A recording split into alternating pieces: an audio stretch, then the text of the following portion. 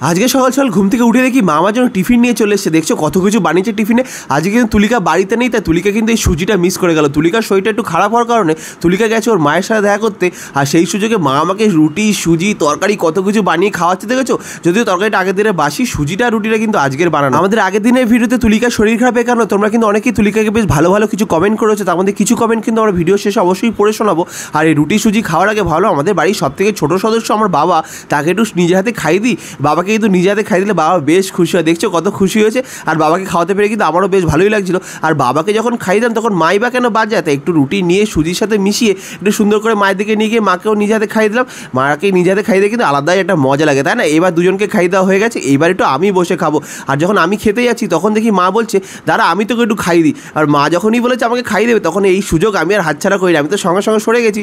আর দেখছি মা সুন্দর করে রুটি সুজি মিশিয়ে নিয়ে আমাকে কি সুন্দর করে খাই দিল। দেখো এইটার জন্য কিন্তু অপেক্ষা করছিলাম। আমি তো জানি যে মাকে খাই দিলে মা আমাকে খাই দেবে, তাই আমি কিন্তু মাকে ইচ্ছা করেই খাই দিয়েছিলাম। আর খেয়ে দিয়ে চলে এসেছি মিলে কাজের জন্য। দেখছো আমি কিন্তু এখন মাস্ক পরে আছি, কারণ আমি যেখানে কাজ করি সেখানে প্রচুর ধুলো, তাই ধুলো থেকে বাঁচার জন্য একটু মাস্ক পরে নিয়েছিলাম। আর মাস্ক পরে গোবিন্দ আর আমি দুজনে মিলে মিলের মধ্যে ঘুরে বেড়াচ্ছি।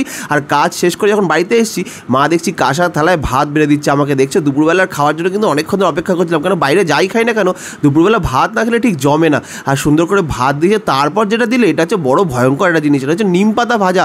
নিম পাতা ভাজা খেতে যে আমার কী বাজে লাগে, কিন্তু গরমকাল আসছে তাই খেতেই হবে। মার আদেশ, গরমকাল নিম পাতা শুক্তো উচ্ছে এগুলো সব খেতেই হবে। তারপর দিচ্ছে আলু ভাজা, আলু ভাজার সাথে একটু ঘি, তার সাথে কাঁচা লঙ্কা পেঁয়াজ। দেখছো কি মজাদার খাওয়া। তোমাদের কার কার ভালো লাগছে, জিভে জল চলে আসছে, এটা কিন্তু অবশ্যই কমেন্ট করে জানিও। তারপর দেখলাম ডিমের ঝোল রয়েছে। ডিমের ঝোল কিন্তু আমার বেশ ভালোই লাগে, তো অনেকদিন পর ডিমের ঝোল হচ্ছে দেখে আমার বেশ ভালোই লাগলো। ভাবলাম মা তুমি আমাকে সার্ভ করে দাও, আমি নিজে খেতে বসে পড়ি, নিজে হাতে নিতে আমার ভালো লাগে না। তাই মা সুন্দর করে আমাকে বেরিয়ে দিতে শুরু করলো। কিন্তু যখন দিচ্ছে তখন ধরো ডিমের ঝোলের ভিতর দিয়ে একটা মাছের টুকরো কী করে বেরিয়ে এলো। ডিমের ঝোল রান্না করে তখন মাছের পিস কোথেকে চলে এলো। মাকে যখন জিজ্ঞেস করলাম মা বলছেন ডিমের ঝোল রান্না করছে বাকি সবার জন্য, আর আমার জন্য ঝোলের মধ্যে একটা মাছ দিয়ে দিয়েছিল। দেখছো মায়েরা বোধ এরকমই হয়, নিজেরা ডিম খাচ্ছে আমার জন্য মাছ ঠিক দিয়েছে। আমি তো না করছিলাম, রাগরাগি করছিলাম, কিন্তু তারপর যখন মা জোর করলো তখন কিন্তু আমি খেয়েও নিলাম। দুপুরবেলা খাওয়া শেষ হতে হতেই মা চলে এসেছে ফল নিয়ে। দেখছো আজকে ফলের মধ্যে রয়েছে লাল লাল বড় বড় তরমুজের টুকরো। তরমুজ কিন্তু গরমকালে খেতে আমার দারুণ লাগে, আমার তো খুব প্রিয়। বাবা তো ঘরেই বসে আছে, বাবারও কিন্তু তরমুজ খেতে বেশ ভালোই লাগে। বাবা তো মাকে বলেই দিচ্ছে দেখি আমাকে বড় বড় দেখে তরমুজের টুকরো দিতে হবে। মা তো তাই সুন্দর করে বেছে বেছে তরমুজগুলো বাবার হাতে দিয়ে দিল।